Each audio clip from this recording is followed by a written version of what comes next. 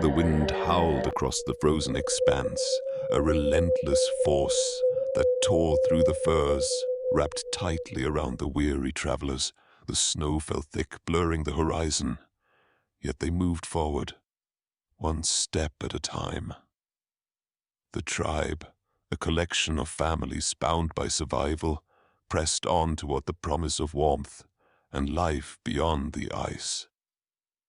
Among them was a boy, no older than 12 winters. His name was unspoken, for words were scarce among his people, but his eyes held the fire of youth. His father, the chief, led the way, towering and strong, his presence alone enough to drive them forward.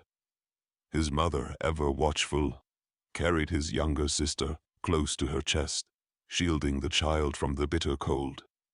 Their journey had been long, too long. Many had fallen. Some slipped into the abyss of white and never rose again, swallowed by exhaustion and cold. Others met a darker fate. The boy had seen it, the flicker of eyes in the distance, the shadow that stalked their path. The beast had been following them for days, the massive saber-tooth tiger, its fangs like curved daggers, picked off the weak, the sick, the slow. It did not kill only to eat. It killed for pleasure. One night, as the tribe made camp beneath the shelter of an ice overhang, the boy lay awake, listening. The wind carried sounds of movement, low growls, crunching snow. His father sat by the dwindling fire, gripping his spear. Then came the scream.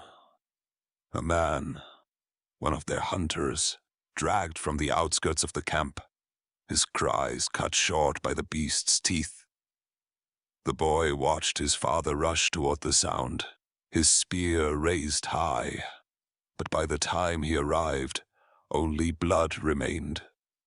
The tribe huddled close that night, fear tightening its grip. The next day brought worse trials. A blizzard swept down from the mountains, its icy fingers clawing at the travelers.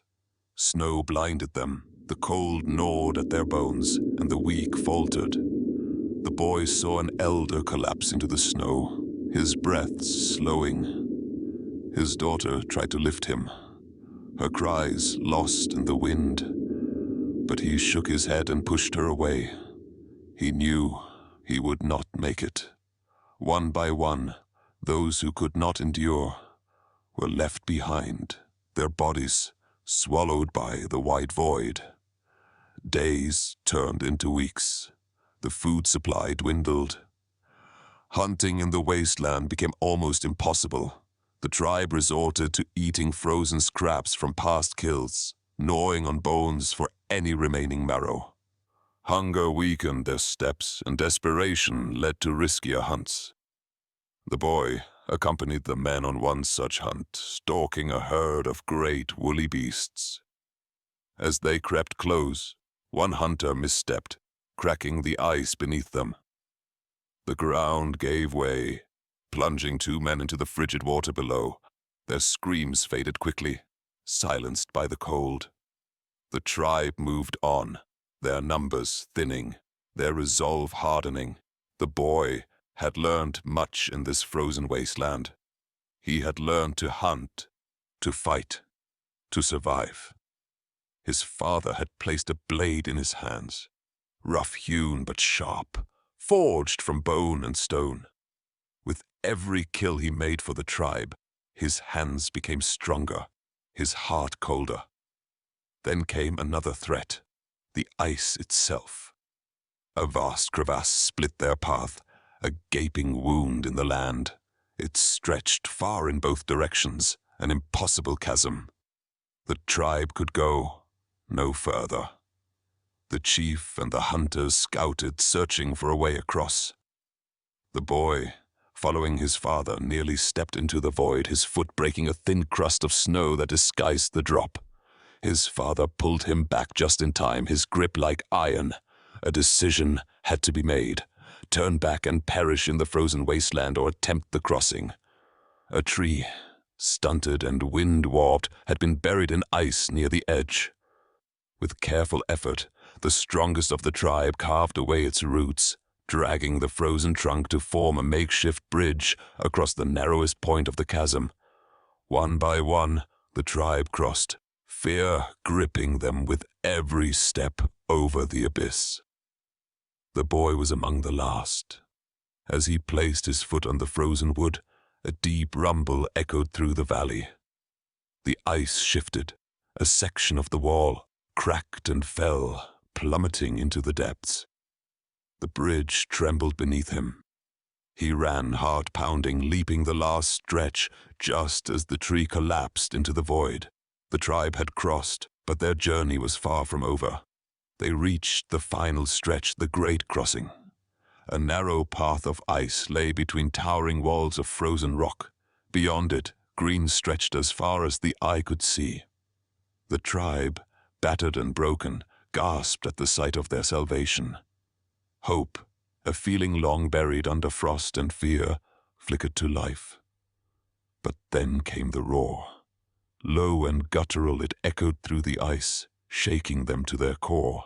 Not one, but two. The saber-tooths had come. They emerged from the blizzard, golden eyes gleaming with hunger and malice. With trembling hands, he gripped his blade. He stood before his sister, small, but unyielding. His breath came in white clouds, his heartbeat like the pounding of a war drum. One of the beasts tensed, its muscles coiling, and then it leapt, a blur of motion, his father, driving a spear through the leaping beast's heart. It shrieked, collapsing lifelessly in the snow, but the second did not falter. It lunged, knocking the boy to the ground. The world went silent. When the snow settled, the tribe gathered, their eyes wide with grief. The father tore at the fallen tiger, desperate, fearing the worst. And then the boy rose. The blade in his hand dripped red.